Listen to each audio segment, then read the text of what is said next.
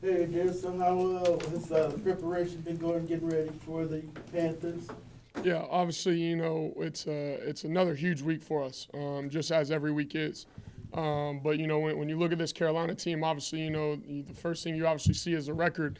But it goes a lot deeper into that because they have a great defense, a great defense up front, great guys in the back end, and they really play together and play well. They don't give up a lot of big plays. They get after the quarterback, affect the quarterback, and really make you try to mess it up.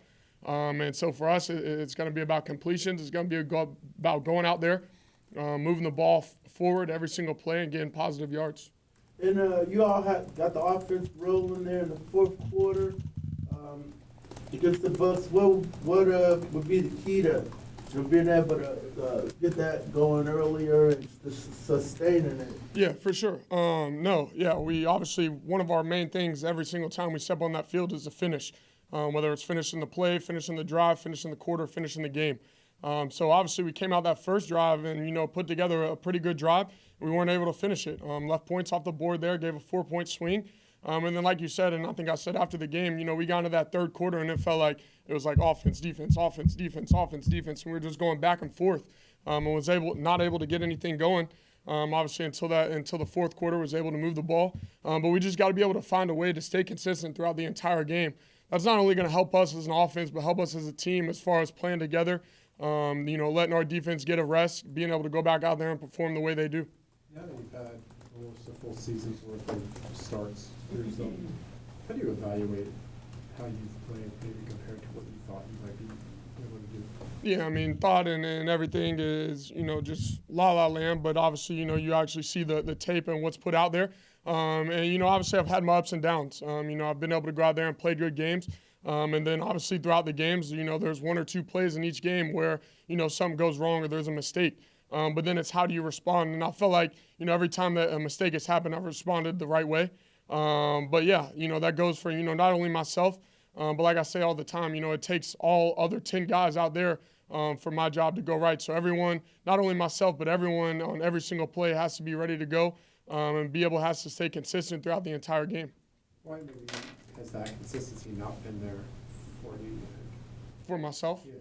I don't know. Obviously there's a lot of factors, whether, you get into the game and things just kind of, get into rhythm and, it just kind of flows. But yeah, like I said, you just got to be able to stay in and be locked in for, 70, 80, however many snaps it is every single play, and don't let up on anything. Your numbers are drastically different, just like the underlying analytical metrics in the fourth quarter versus the first three quarters. Like you're I think third in a lot of metrics in the fourth quarter overall in NFL quarterbacks. Any sense from you as to why that is? Have you always been a player that's kind of gotten better as the game has gone on, or? Yeah, I would definitely say I'm definitely a player that lets the game come to him and gets better as the game goes on, as a lot of us are. But yeah, obviously you get into that fourth quarter, it's crunch time. You got to go win, or you got to go protect the lead, whatever it may be. That's just crunch time. Like I said earlier, it's when you finish. That's what we train for. That's what all of us train for it is to be in, is those last minute situations or whatever it may be to go win a game. A lot of people take it for granted, but as little kids, every single one of us, no matter what sport, you was outside shooting basketball or dropping back, and you was 3-2 when you was trying to make that last second play or whatever it may have been. It's all in us just to kind of go out there and finish. How often were you successful in that? Yeah, some of them you put those shots up and then you rebound and there's another 4 or 5 seconds put back up on the clock. Is there a moment though, like in the game, where coaches are sometimes a guy just needs to get hit to kind of feel like they're in the game, or you make a completion? Is there a moment kind of that you kind of locks you in all of a sudden that's game time? Yeah, sometimes, like I said too, it's tough for me. I've always said this is playing quarterback and having a perfect pocket and, just being back there and it's like 7-on-7 or it's like practice and then, you don't get hit to the third quarter and you're like, well, where have I been? Some quarterbacks are, some quarterbacks aren't, but yeah, I like to get a little hit in there to, make you feel like you're a part of the game instead of back there kind of just managing it sometimes. Do you look back at the first game from anything that you could pick up from Carolina's defense and what they're doing now? Yeah, they're running the same structure. Obviously, like I said, you can't let the record deter you or sway you in any way, because this is a great defense we're going against. They got great guys up front and great guys in the back end to help. Obviously, Shaq is out, and so, 49 Luvu, he's stepped up huge for him, being that guy to communicate, to pass everything on. But yeah, like I said, it's going to be about completions. I'm going to be able to go out there and move the ball forward and be able to stack positive plays in a row. How is Derek Brown playing for him up front? Yeah, he's obviously their heart and soul of not only their D-line but their whole defense. He's a big, aggressive guy who is, for as big as he is, he's got quick twitch, quick speed, and he's obviously a guy that you have to know where he's at on every single play.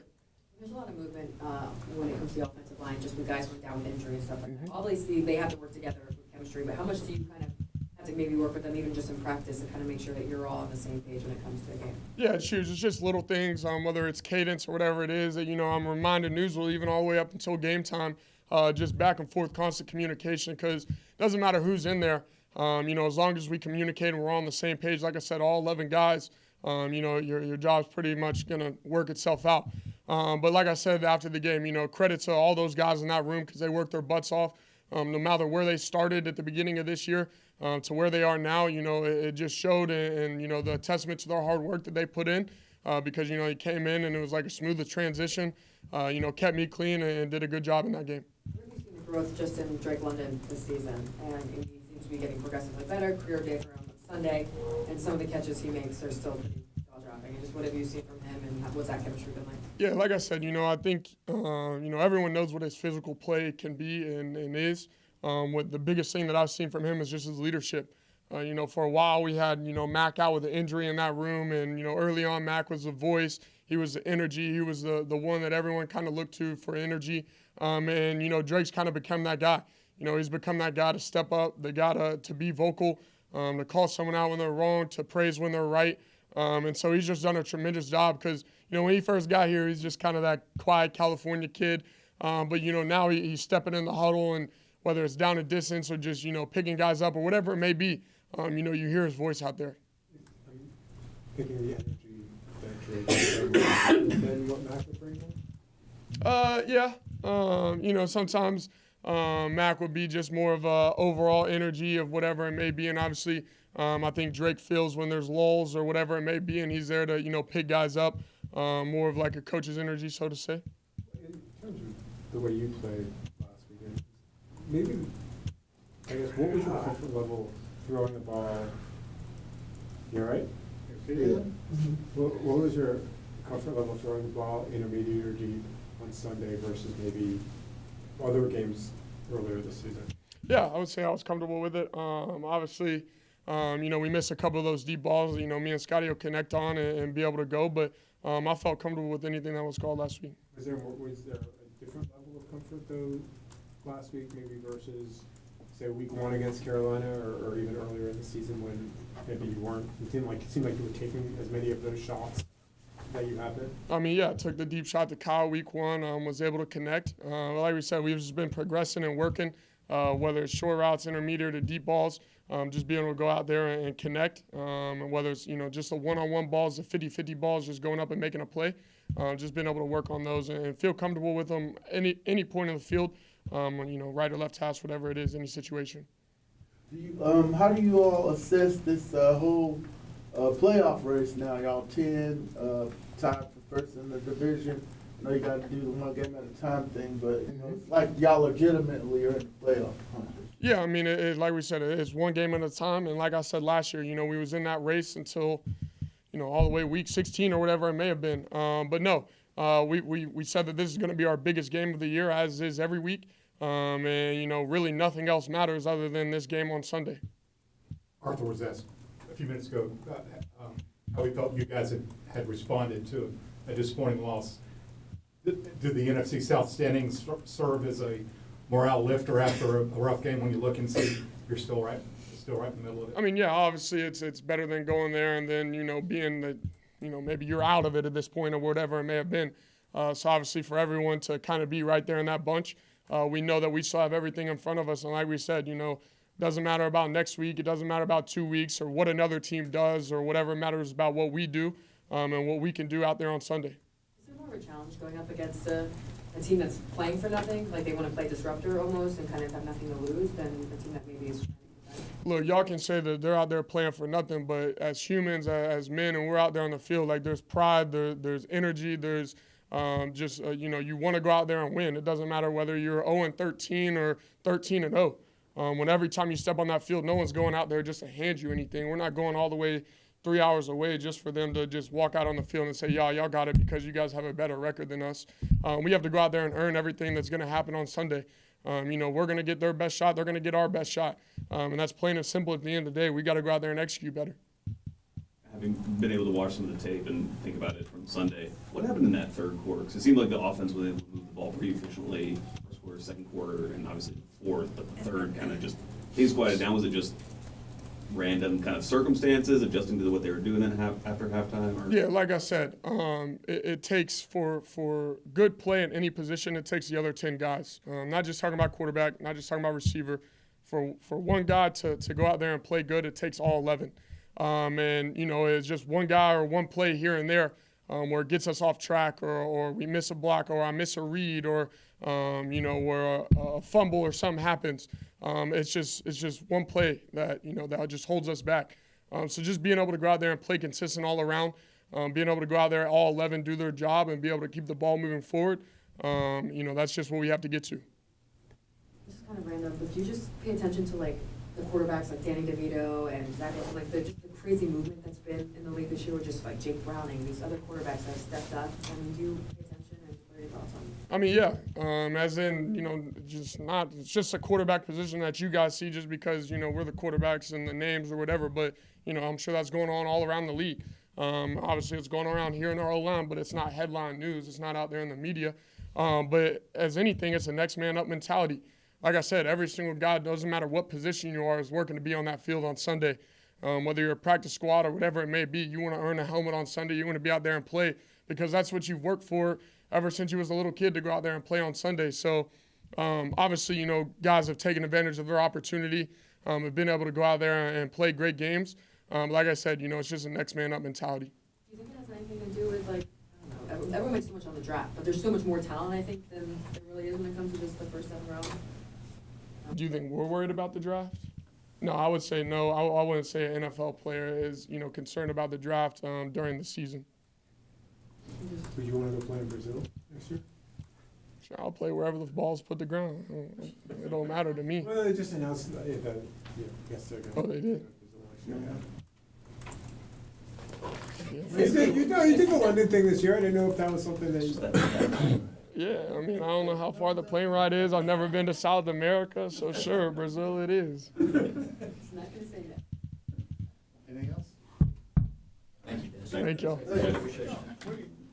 What do y'all get out of it? What's the benefit of the quarter defense? Was that more because you guys were really short on linebackers and were trying something different, or is that something that was more specific to Tampa? Or? No, it was just, they had a great wide receiver. Mike Evans, he's putting up numbers that a lot of guys wasn't doing. So, that allowed us to put more skilled guys on the field because they were playing more 11 personnel. And, their numbers are pretty good, with 11 personnel. So it gave us a little bit more chances. Hey, can we put this guy on here? We knew we were down with Nate a little bit. So that kind of gave us a chance to put a little bit more speed and skill on the field. That was about it.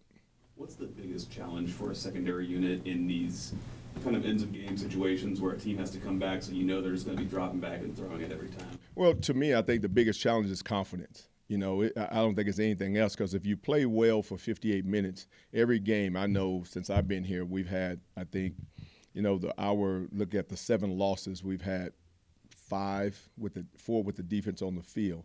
And you look at that, that's confidence. Hey, please throw it my way. Or not. And to me, when you play for 58 minutes and you don't give up the plays, you should be able to do it the next 2 minutes. And so what we got to do is create some things like that. We do it in practice, but now there are some things I think we can keep helping the guys understand is that every game is the same.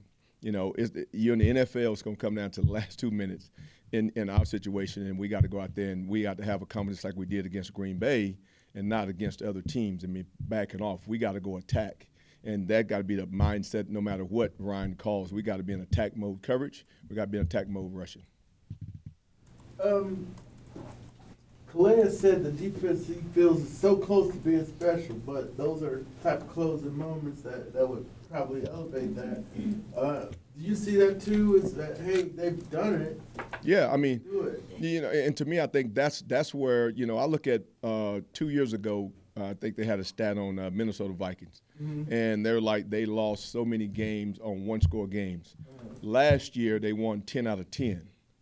You know, so if you look at it, somebody has to be on the field at the end of the game, and that's what we got to take the mindset that if we're going to be on the football field, let's go and win the game and not worry about what else is going on, because it doesn't matter what happened the first 58 minutes. The last 2 minutes is the only thing that's important in the game, especially if you got a chance, you got the lead. You should go out there with confidence to win the game, you know, not be on your heels and think about, okay, well, what happens? You know what? We should be attack mindset.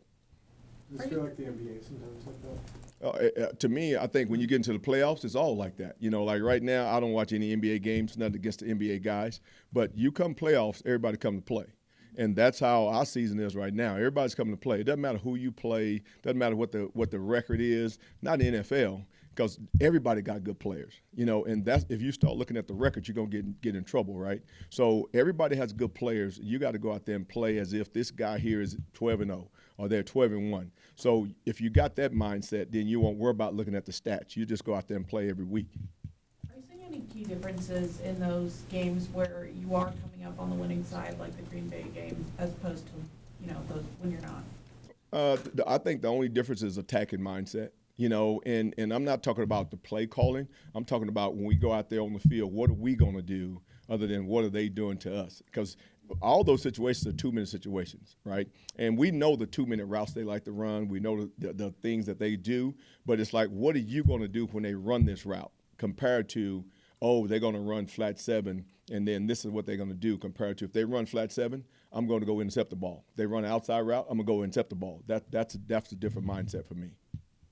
Does it become harder to have that mindset when a couple go against you? Oh, it's always like that. You start self-doubting, you start doing that, but then other guys on the football field got to say, hey, man, you got to get out of that. You know, we got a good football team here, just like Calais say. There are certain things that we're really good at, and there's a certain little bitty things that's kind of holding you back from being really, really good. And I think that's one of the things. And when you get out there, the players got to band together and say, hey, this is how we're going to go win the football game, other than we out there and what are we going to do. I think it's all mindset. When did Glass say that?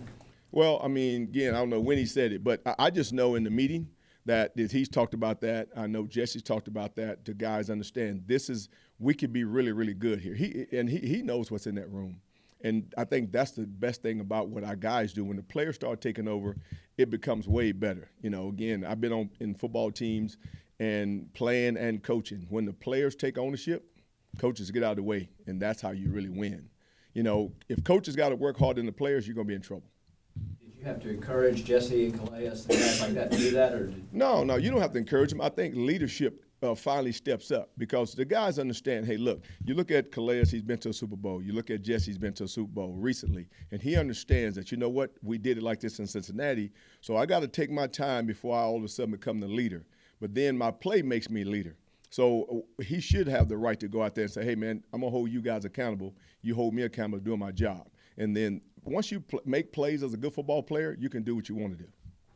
What growth have you seen just from Bryce Young from the first time you guys played him in week one to now? Well, the biggest thing, you know, when you watch the last couple of games, he's taken off running a lot more. You know, he's not trying to sit in the pocket and take those hits. He's actually made, you know, I know last week he made like 40 yards scrambling, which you've never said that at the game one. Because he's sitting there and he waited on throws and he did that. So now he's actually taking off. He's actually making more decisions. You don't see the interceptions on tape. So we watched all his games and the interceptions have decreased. And again, I know their running game is really, really picked up. So they're doing a really good job there. They're blocking well. Running backs are running well. But in his decision making, he's not throwing the ball into a crowd of people trying to force those throws. You know what? He's a good quarterback. And, you know, Heisman Trophy winner, the things that we got to do is make sure that we just doing our job. And how do you feel like the team has just kind of reacted the past couple days after that close loss and that you guys are still in it fighting for a spot in the division? You know, we got to take each week and win. That's all we want to do at the end of the week, be 1-0. continue to grind each and every day, staying focused, keeping the same energy. You know, we're right there at those couple of last games, and you know, we can't let that keep us down. We got to go out here, man, and know what's at stake for us right now in this moment, and then live in this present. He's one of the more sacked quarterbacks, and he's like top 2 in sacks being sacked this year. So what is it for you guys effectively that you'll have to do to kind of get after him on Sunday? Stop the run first and foremost. You know, you got to stop the run to be able to rush the passer. If you don't stop the run, you know, they're going to keep running the ball the whole time. We won't even have a chance to rush the passer.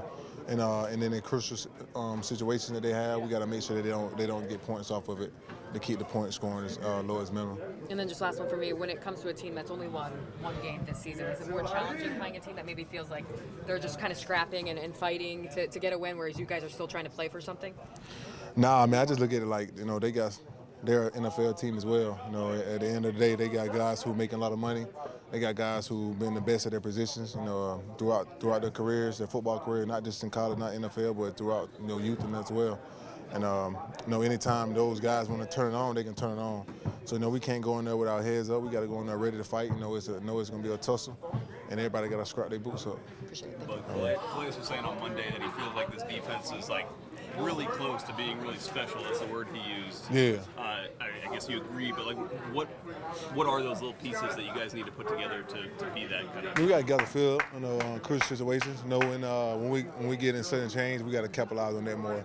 We got to start giving them 3 points when we can, and you know, knock them back out of field position as much as we can. We have opportunities, a couple plays here and there, so you know, we got to take it upon ourselves to make sure that we're, you know, fighting our best fight each and every time we're on the field. After looking back at the film, what do you think goes into, or what do you think you need to improve on with those late game drives that hurt you guys the last few games? 3 and outs. Give them 2 plays, give them 3 plays, and get out the field, man. That's what it is. And then, you know, it doesn't always have to be a turnover. It doesn't always have to be, you know, an interception. But it does have to be, you know, great plays, PBUs, and getting pressure in the guy's face, stopping the run.